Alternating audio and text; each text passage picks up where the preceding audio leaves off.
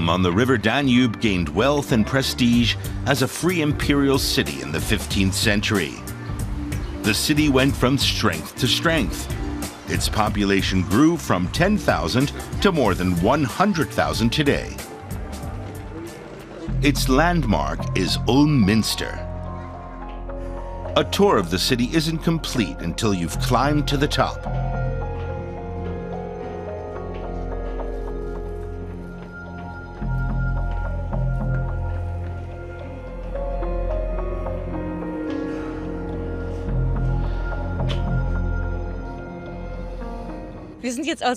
We're now at the highest steeple in the world.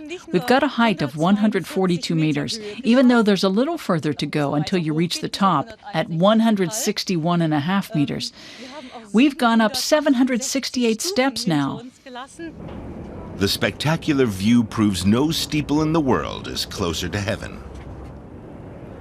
Building work on the Gothic church began in 1377 and took 5 centuries to complete.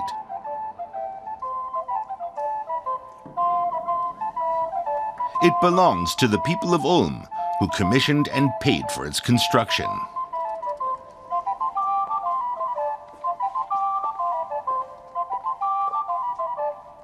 The relief shows the groundbreaking ceremony, where the mayor and his wife hand responsibility for the church's construction over to the master builder. Today, you'd describe it as a major act. They dug huge foundations, and the mayor laid the foundation stone in the pit and took an entire year's salary in guilders out of his clothing. The patricians followed suit. The women removed their jewelry and threw it into the pit to pay for the minster. Carved into the oak choir stalls are not only biblical figures, but also ancient scholars like Ptolemy. Unusual for a church. The eyes of several of the figures were gouged out during the so-called Bildersturm, or iconoclasm associated with the Reformation in the 16th century. This altar, along with almost all the others here in the Ulm Minster, was also ruined in the iconoclasm. After the city of Ulm decided to become Protestant and to join the Reformation, the altars, mostly the altars, I'm quoting the council's minutes, were chopped up and given to the poor as firewood.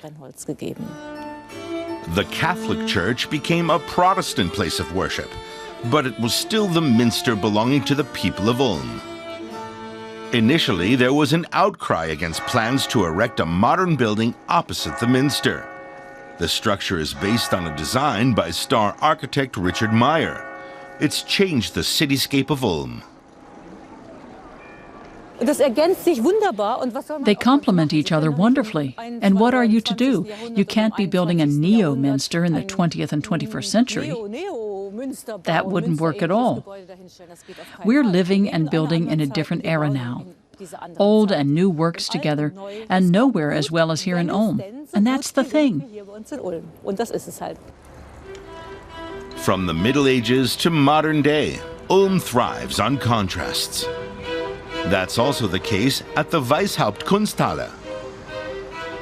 The art gallery includes the personal collection of its patron, the businessman and art collector Siegfried Weishaupt, and also showcases the work of contemporary artists.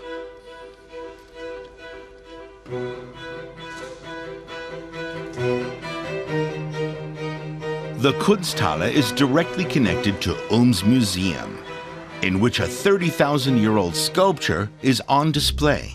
The Lion Man is the oldest piece of figurative art in the world, a fact that's not well known. It's not as famous as the bust of Nefertiti, but it should be, because it marks the birth of figurative art. That's what's sensational about this sculpture. Ulm is a great place to embark on a journey of historical discovery. Visitors with an eye for detail will even find Ulm's very own sparrow perched proudly at the minster.